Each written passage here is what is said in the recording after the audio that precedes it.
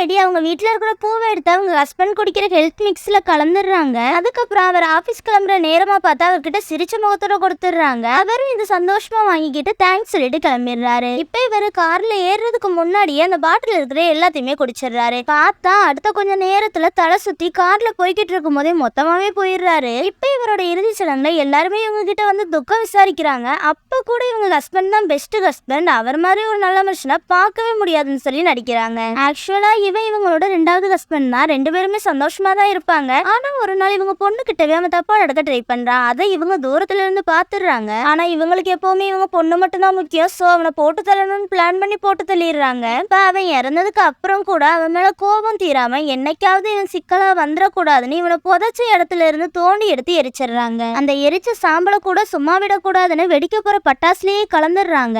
அந்த பட்டாசு மேல போய் வெடிக்கிறத பார்த்ததுக்கு அப்புறம் தான் சேஃப்டியாவே ஃபீல் பண்றாங்க.